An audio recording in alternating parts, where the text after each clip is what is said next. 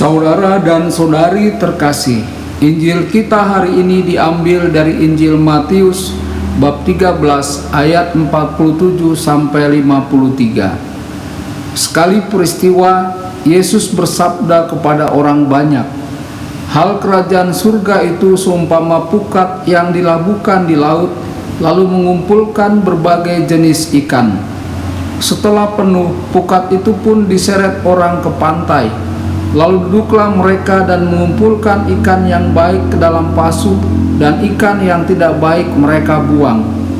Demikianlah juga pada akhir zaman, malaikat-malaikat akan datang memisahkan orang jahat dari orang benar, lalu mencampakkan orang jahat ke dalam dapur api. Di sanalah akan terdapat ratapan dan kertakan gigi. Mengertikah kamu semuanya itu?" Mereka menjawab, "Ya, kami mengerti."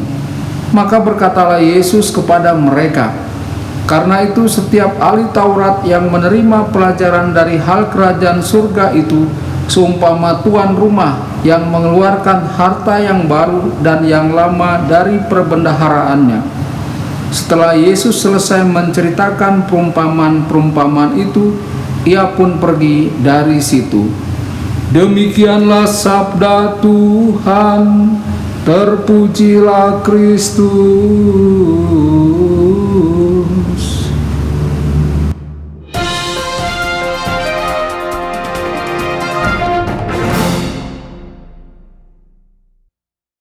Saudara dan saudari terkasih dimanapun Anda berada, jumpa lagi dengan saya Romo Tedens dalam saluran Warta Kabar Sukacita. Semoga Anda semua tetap dalam keadaan sehat dan selalu berbahagia. Saudara-saudari, Injil kita pada hari ini diambil dari Injil Matius bab 13 ayat 47 sampai 53. Hari ini Yesus menggunakan analogi lain untuk kerajaan surga. Yesus menggunakan kehidupan para nelayan, karena beberapa muridnya juga adalah nelayan. Kemungkinan besar mereka akan memahami pesannya. Yesus menyampaikan kepada para muridnya bahwa kerajaan surga seperti jala yang dibuang ke laut. Secara alami, jaring atau jala mengumpulkan pelbagai spesies ikan. Ketika jaring sudah penuh, mereka menariknya ke darat.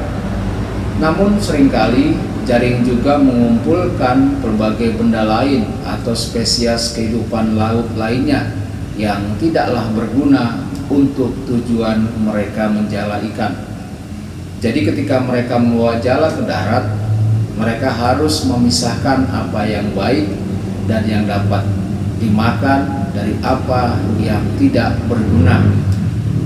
Secara alami mereka membuang apa yang tidak bisa mereka gunakan.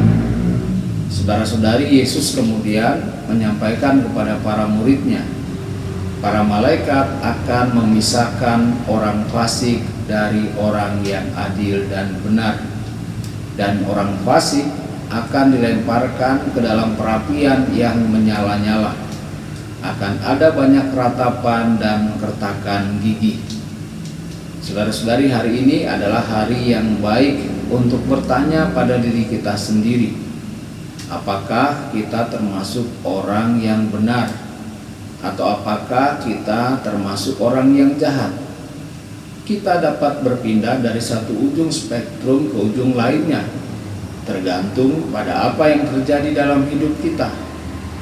Namun ketika kita menjadi sadar bahwa kita berada di ruang yang jahat atau tidak produktif, kita perlu secara sadar memilih untuk bergerak menuju ruang yang baik dan benar seturut dengan kehendak Allah.